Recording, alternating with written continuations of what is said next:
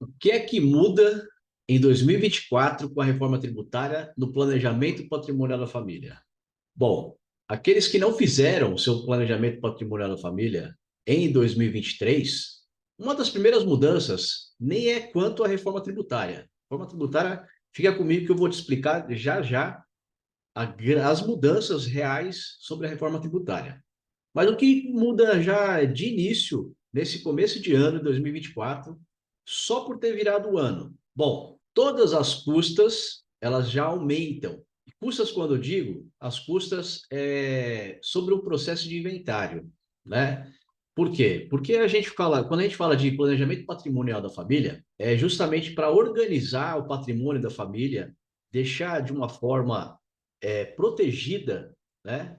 Dentro de um sistema onde existirá um administrador. E quando a gente fala de planejamento patrimonial da família, a ideia não é que fique vendendo os imóveis, né, os bens da família constantemente. É que ele permaneça no seio da família, permaneça ali, ó, protegido para toda a família. O que muda em 2024 com a reforma tributária no planejamento patrimonial da família? Você tem noção do que seja? Bom, toda mudança de ano, toda virada de ano, o que muda? Muda que para você fazer, para aqueles que não fizeram planejamento patrimonial da família, por exemplo, o ano passado, ou iniciaram o ano passado, eles pegam a legislação anterior, aquelas que estavam naquela época. Aqueles que não fizeram ano passado e procrastinaram e estão pensando em deixar para este ano, ainda a legislação é a mesma. Só que o que muda logo de cara? Muda o quê? Aqueles que não fizeram nenhum tipo de planejamento patrimonial da família, se porventura vier a faltar e o seu patrimônio ser submetido a um processo de inventário, primeiro, já muda as custas de um processo de inventário.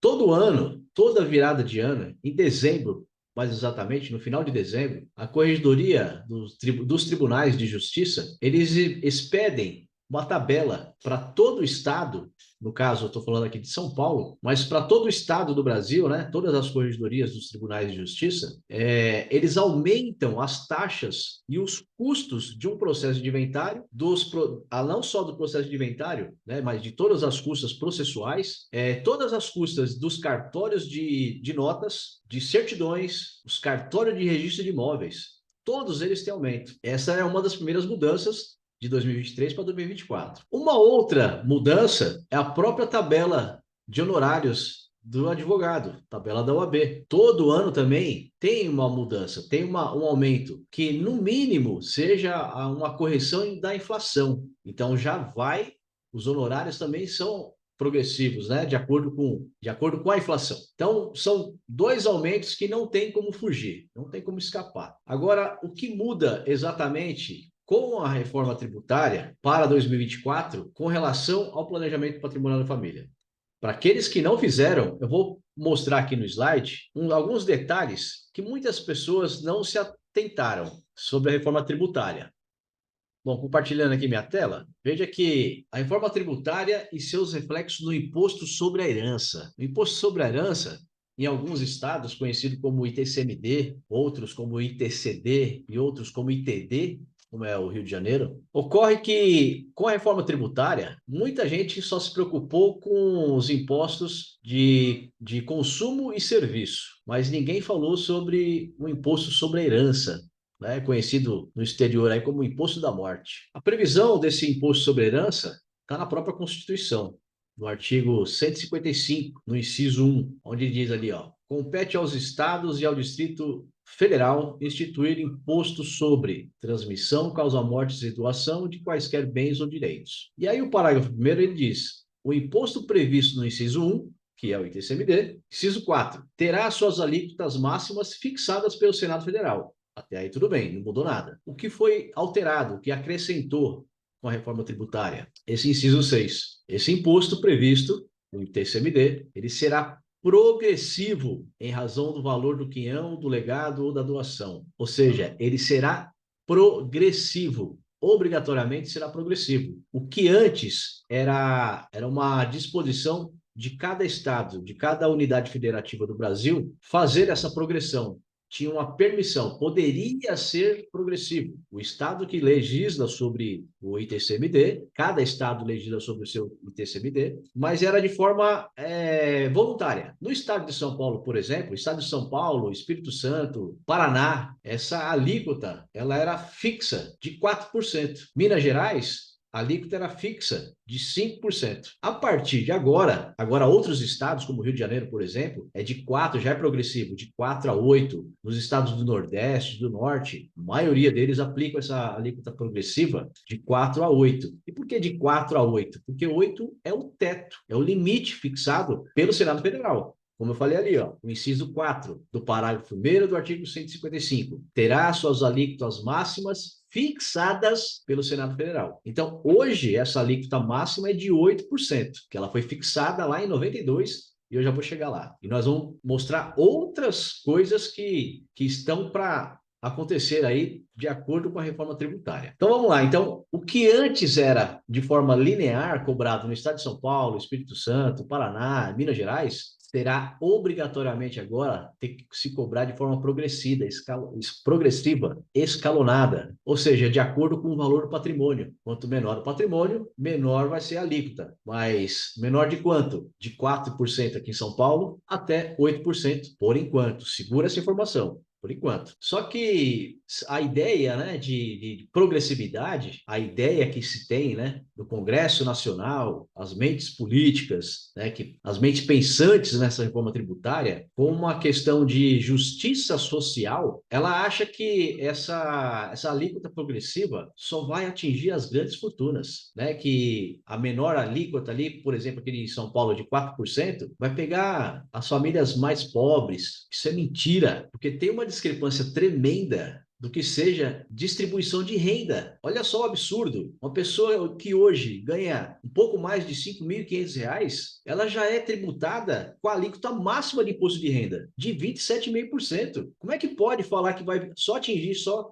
as grandes fortunas, se quando quem ganha R$ 5.500 já está pagando 27,5% de imposto de renda, que é o teto? Você acha que isso é igualdade social? Quer dizer, é uma questão muito distorcida do que seja igualdade social. Não tem nada a ver, mas a ideia do Estado como um todo, né, é diminuir essa desigualdade social através de impostos. Mas, enfim, prosseguindo aqui nesse slide, vou mostrar para vocês que aqui em São Paulo, a alíquota, provando para vocês por que ela é ainda é de 4% fixa, aqui em São Paulo a legislação que diz é a Lei 10.705 de 2000, que dispõe sobre a instituição do imposto sobre transmissão, causa-mortes e doação de quaisquer bens ou direitos, o famoso ITCMD aqui em São Paulo. Lá no seu artigo 16, que diz lá, ó, o imposto é calculado aplicando-se a alíquota de 4% sobre o valor fixado para a base de cálculo. E qual que é a base de cálculo quando a gente está falando de um processo de inventário ou de doação? A base de cálculo é o valor venal, é o valor de mercado, valor atualizado. Então, pense hoje, você que tem aí um imóvel, 2 imóveis, não importa a quantidade de imóveis que você tem, os bens que você tem, né? O seu patrimônio. Não é aquele valor que está declarado na sua declaração de imposto de renda, é o valor de mercado. Se porventura tiver que ser submetido a um processo de inventário, pensa agora aí, faz um cálculo aproximado de quanto vale os seus bens, o seu patrimônio hoje, somando seus imóveis, seus carros, ou seu carro, seu imóvel, seu carro, o dinheiro que tem na sua conta bancária, investimento, todo o seu patrimônio. Soma tudo e vê o quanto que daria hoje desse valor de mercado. É sobre esse valor de mercado que institui aí o imposto sobre herança, que hoje ainda é 4%. Mas vocês viram aí que agora, com a reforma tributária, vai ser obrigado a aumentar, a escalonar, né? A ser progressivo. Então, se o teto é 8, vocês acham que o estado de São Paulo vai continuar com 4, sendo que é obrigado a fazer o escalonamento, essa progressividade. Eu não acho que vai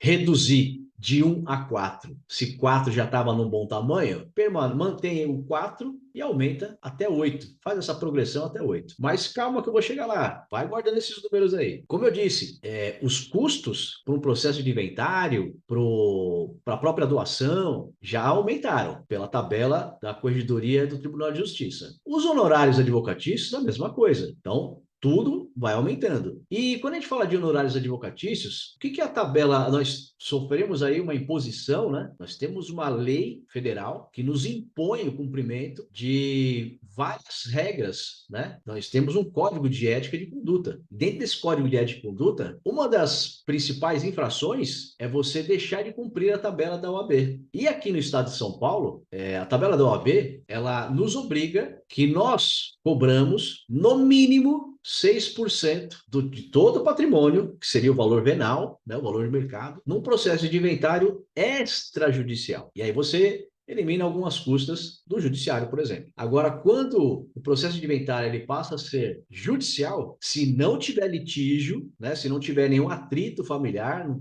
tiver nenhum problema, tá todo mundo resolvido também, mas por um motivo ou outro tem algum incapaz, né, algum menor no meio, vai ter que ser obrigatoriamente judicial, a tabela já nos obriga a cobrar 8%. Agora, se tiver litígio, 10%. Então, imagina o prejuízo que é um processo de inventário. Mas tudo bem, vamos continuar. Agora, continuando agora nessa ideia que eu estou falando da reforma tributária. Se a partir de agora é obrigado, né? É obrigado todos os estados que não tinham uma tabela progressiva do ITCMD, do Imposto sobre Herança ou Doação, vão ser obrigados a ter essa tabela progressiva. Então, vamos lá. Voltando aqui no estado de São Paulo, existia o projeto de lei 250 de 2020. Ele fala lá, artigo 1º, passam a vigorar com a redação que segue os dispositivos adiantes indicados na Lei 10.705 de 2000, que é a lei do ITCMD. E o artigo 16, que era o que falava que era uma alíquota linear de 4% para qualquer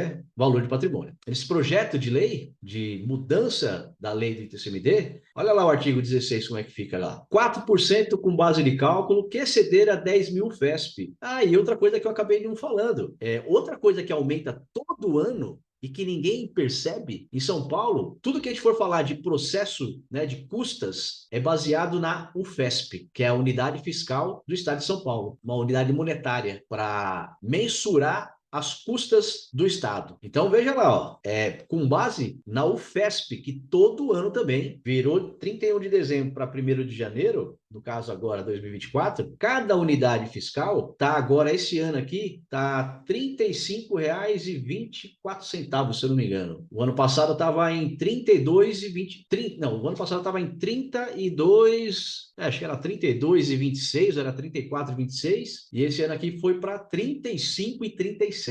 Parece que não, mas é um aumentozinho de 3%, um pouquinho mais aí, uns 3,10, 11, 12%. Mas já perceberam que cada ano vai aumentando um pouquinho? Mas vamos lá, ó. Era a alíquota ao projeto de lei para aumentar, né? Para aumentar essa progressividade de 4 a 8. A base de cálculo para 4% seria aqueles que atualmente, né? Hoje aqui excedesse a 10 mil FESP, que seria um mínimo de R$ 353.600. E aí 5% para 30 mil FESP, 1.060.000. Para 6%, acima de 50 mil FESPs, seria 1.768.000. 7% para acima de 70 mil FESPs, que equivale a 2.475.000. E acima de 90 mil FESPs, ou acima de 3.182.400 reais, 8%. Mas vamos lá. Acontece que esse projeto de lei, ele foi arquivado em 15 de abril de 2023 do ano passado. E olha só, ele foi arquivado logo depois que a PEC 45 de 2019, que é a reforma tributária, que foi transformada agora na emenda constitucional 132, logo na sequência que a Câmara dos Deputados nomeou um relator, né, um deputado como sendo o relator da PEC, para colocar ela de novo, tirar da gaveta e colocar agora para votação, para dar início à votação, no dia 10 de fevereiro do ano passado. Agora eu pergunto, por que será que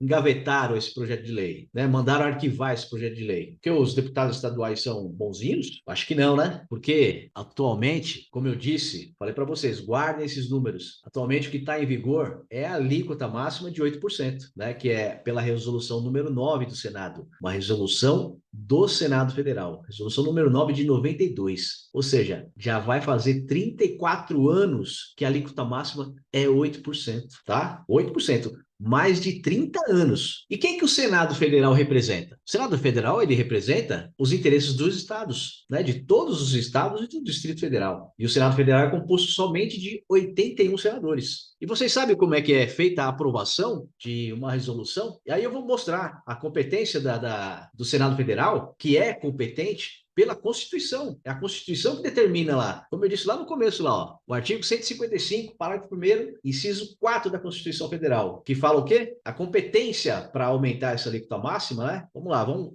naquela primeira redação lá. Aqui, ó. Compete aos estados, ao Distrito Federal, instituir imposto sobre ITCMD. Parágrafo 1º. O imposto previsto no inciso 1, lá no inciso 4, ó, terá suas alíquotas máximas fixadas pelo Senado Federal. Ou seja, é o Senado Federal que tem competência para aumentar essa alíquota máxima. Mas o que ninguém falou da reforma tributária também, que já existe no Senado Federal um projeto de resolução do senador Cid Gomes, do Ceará, propondo, né, nesse projeto, propondo o aumento dessa alíquota máxima de 8% para 16%.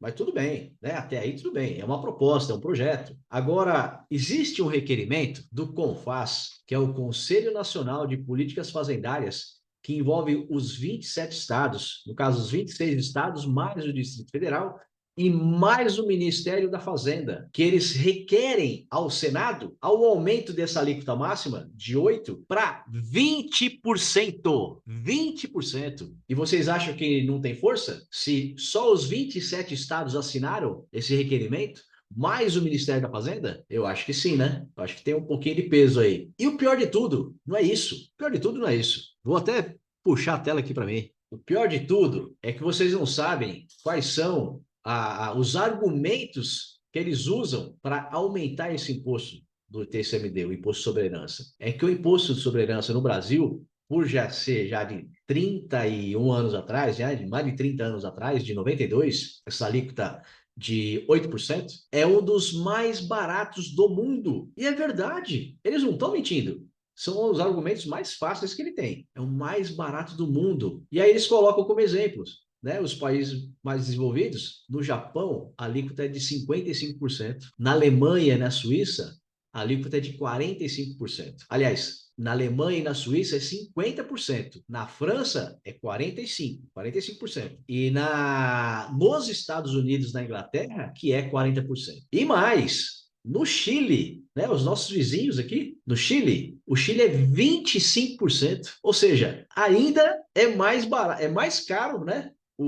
O imposto sobre herança no Chile do que no Brasil. Então, vocês acham que não aprova com esses argumentos? Porque os países mais desenvolvidos estão mais adiantados. Só que isso é um argumento tão fútil. E o segundo, né, o segundo argumento é que mesmo aumentando para 16% ou para 20%, seria ainda o imposto mais barato. E a outra mentira, né, a outra vergonha descancarada, é que só vai atingir as grandes fortunas, os bilionários.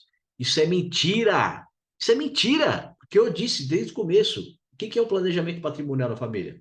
O planejamento patrimonial da família é onde você coloca os seus bens, você tira os bens do seu CPF e põe no CNPJ, onde dentro desse CNPJ os seus bens estão protegidos. E não vai precisar, a cada vez que houver um inventário, vamos dizer assim, que houver o falecimento de alguém da família, não vai precisar de abrir um processo de inventário. Por quê? Porque os bens já estão todos ali protegidos, está sempre ok, só vai mudar a administração desses bens. Só muda a administração dos bens. Não precisa cada vez que houver um falecimento de alguém, tem que fazer o inventário, tem que pegar o formal de partilha e levar a registro do cartório de imóveis e pagar as taxas, as custas, certidões, pagar o processo, né? Pagar o advogado. Não vai precisar de nada disso, nada disso. Só vai mudar a administração dos bens. Faleceu uma pessoa, muda, ele faleceu, sai da administração e entra outro, substitui. E os bens continuam lá, guardadinhos, protegidos. Só vai sair de lá, só vai ter que pagar alguma custa, alguma taxa, algo do gênero, se vender um bem, tirar um bem daqui, do planejamento patrimonial, do sistema de holding, né? Do sistema de holding familiar, você tirar um imóvel daqui e vender. Aí sim vai ter lá as suas custas e suas taxas. Mas se o objetivo é você proteger o seu patrimônio, deixar ele dentro de uma holding familiar e só vai mudar a administração, não tem o porquê você ficar pagando o processo de inventário, ser submetido ao processo de inventário. Mas vamos retomar ali. Vamos retomar novamente ali a minha apresentação rapidinha, de onde nós paramos ali. Então, como eu disse, esses argumentos aí do Senado são muito fáceis, mas são mentirosos. Acabou, pensei que tivesse mais alguma coisa. Mas são mentirosos, porque não vai atingir. As famílias que têm grandes fortunas no Brasil, por exemplo, esse sistema de holding familiar, ele já existe há mais de 45 anos. Há mais de 45 anos no Brasil. As famílias mais abastadas, antigamente, há décadas atrás, eram as únicas que conheciam esse sistema. Mas porque era exclusividade delas? Não. É porque, por elas terem uma quantia razoável, né, vamos dizer assim, de recurso financeiro, elas procuravam as grandes bancas de advocacia, porque lá fora, nos Estados Unidos, na Europa, isso já existe há séculos. E eles importaram essa legislação justamente dos Estados Unidos e da Europa para o Brasil, para proteger a família deles, para proteger os negócios da família dele, porque senão não haveria investimento no Brasil. Então vocês acham que realmente aumentando esse imposto sobre herança, vai atingir só as grandes fortunas, só os mais abastados, só as famílias mais abastadas no Brasil?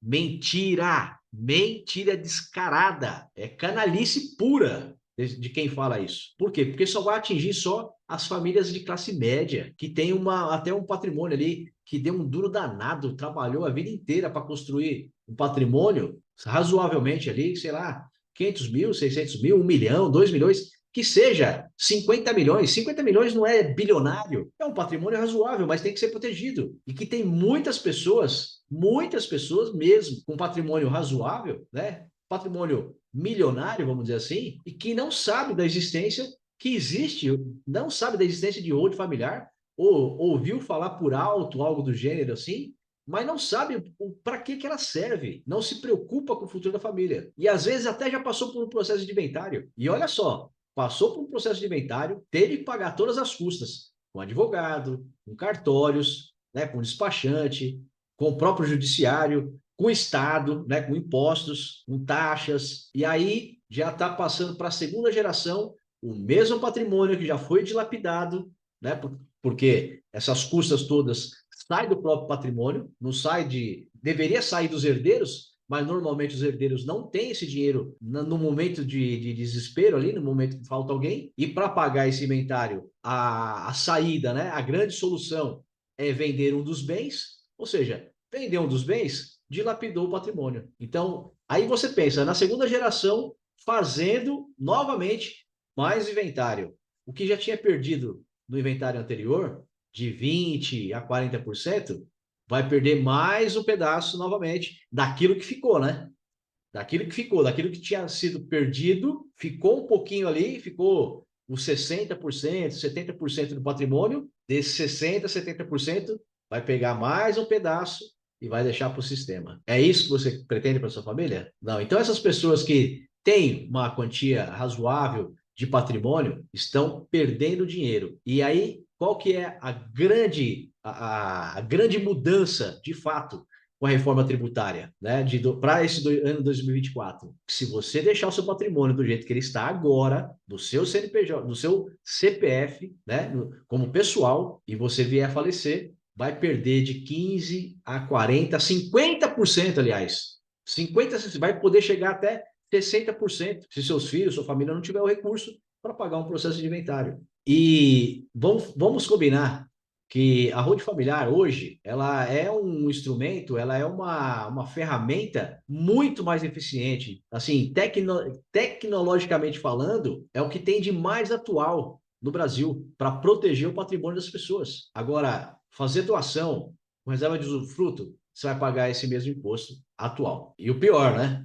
Quanto mais você esperar para fazer um planejamento patrimonial da sua família, logo, logo será aprovado, porque já é obrigado ser progressivo, né? Então, vai imaginando aí o seu patrimônio aí. Qual é o valor aproximado do seu patrimônio e já vê aonde que ele vai se enquadrar. Em 4, em 5, em 6, em 7, aliás, 4, 5, 6, 7 ou 8% por enquanto. E se tiver um aumento para 16%? E se tiver um aumento para 20%? Imagina, de 8 a 20% escalonado e de 8% para aqueles que têm um patrimônio menor, hein? Né? Um patrimônio pequenininho. Não precisa de ter muita coisa, não. Já é 8%. Já vai pegar o que hoje é a máxima. Aí imagina você que tem um patrimônio razoável ali. E aqui no estado de São Paulo, eles desengavetem, com certeza, vão desengavetar logo, logo, porque vão ter que cumprir a Constituição Federal. Vai ser escalonado, vai ser progressivo obrigatoriamente.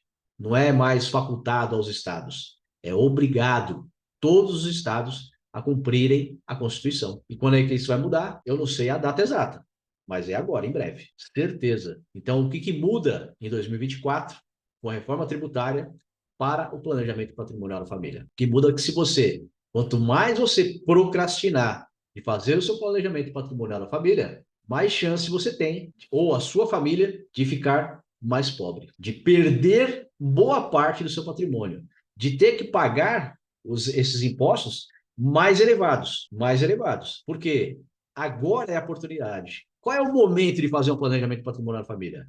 É agora. Agora é o momento.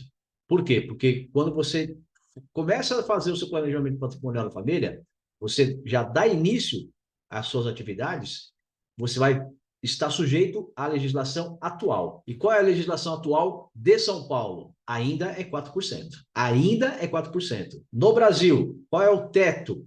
8% da alíquota. Então, ainda em qualquer outro estado, ainda está valendo a pena, sempre vai valer a pena você fazer um planejamento patrimonial da família para você proteger os bens da sua família, para que esses bens perpetuem de geração em geração no seio da sua família. E qual é o momento? O momento é agora.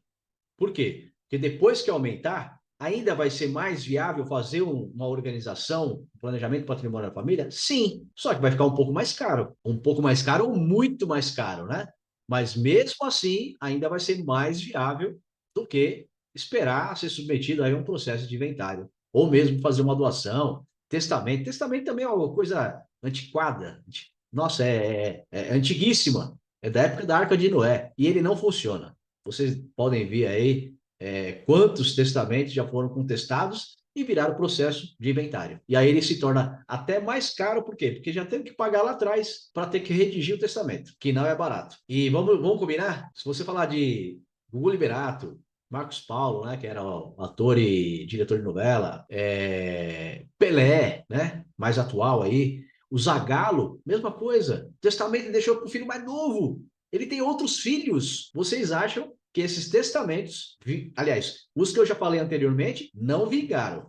Não vingaram. Todos eles viraram processo judicial, tá? Chico Anísio, olha só, Chico Anísio deixou um testamento e excluiu um dos filhos. Esse um dos filhos, que ele se diz que era indigno, contestou o processo de inventário, contestou o testamento, virou processo de inventário, o que era um patrimônio de, salvo engano, lá acho que de 30, 40 milhões, hoje ele estão discutindo ainda o processo de inventário para quem é que vai pagar a dívida da herança, que já está em mais de 3 milhões. Ou seja, testamento não só funciona em filme e novela. Na realidade, não funciona. E ele é muito mais caro. Ele sai até mais caro do que o próprio processo de inventário. Mas o que é mais em conta, né? Mais conveniente, mais eficaz, mais eficiente, mais organizado é o planejamento patrimonial da família. E quando você tem que fazer? Tem que fazer agora. Não perca mais seu tempo, porque a reforma tributária já foi aprovada. Só falta agora os estados se adequarem à Constituição, fazerem a sua progressividade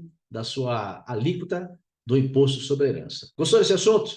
Deixe seus comentários. Pode deixar seus comentários. Faça qualquer pergunta a respeito disso. Eu vou respondê-los. Tá legal? Fiquem todos com Deus. Forte abraço. Até mais.